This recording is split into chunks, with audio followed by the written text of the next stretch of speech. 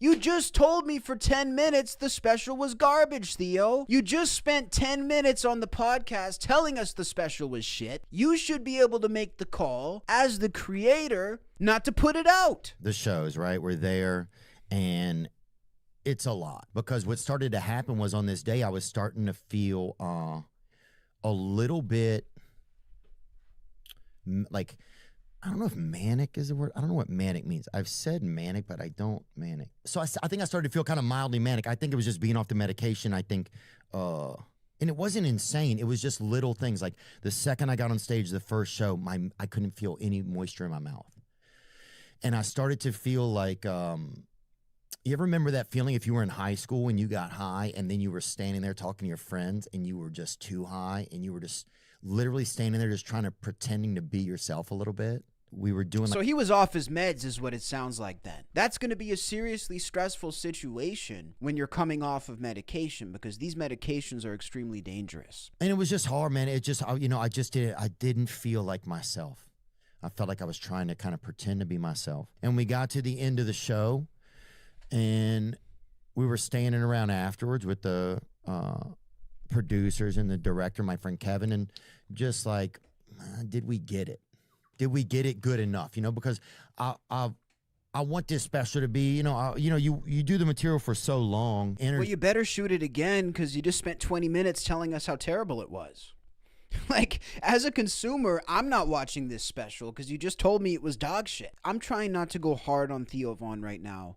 And I'm trying, like, obviously I have to react and be entertaining. There seems to be some clouding of judgment, or like some clouded thinking here going on. That's kind of what I would say about this. Like, it seems like Theo is not really thinking straight.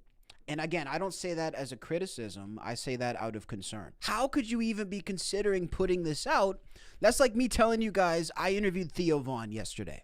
I couldn't remember my questions. I couldn't even get the questions out. I was dressed terribly. I looked like a schlub. And there was no direction to the interview. We had to pause it 5 times.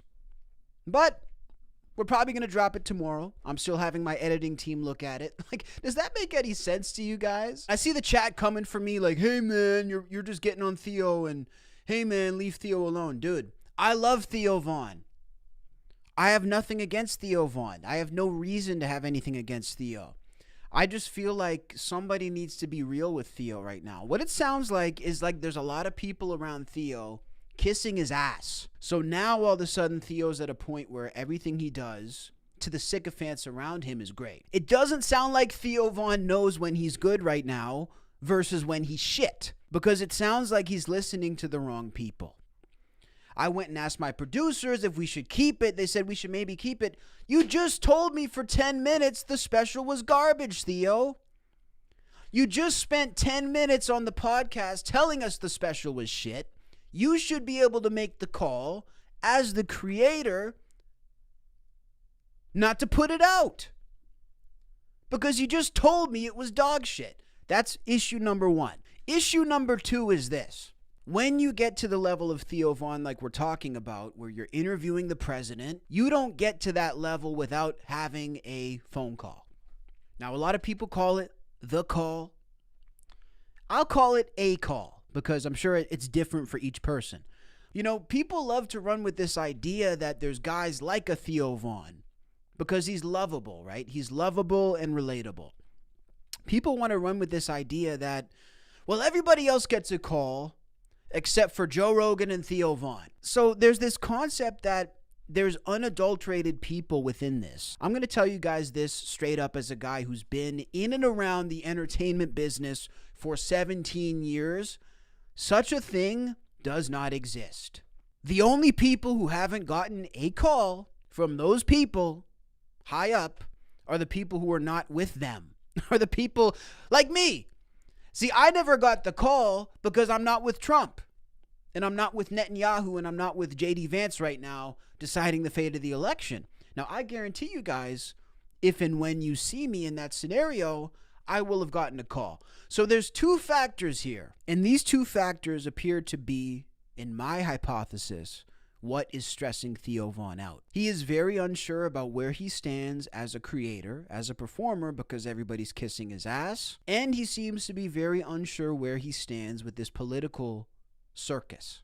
These are very heavy issues that Theo is dealing with, and I'm worried about him.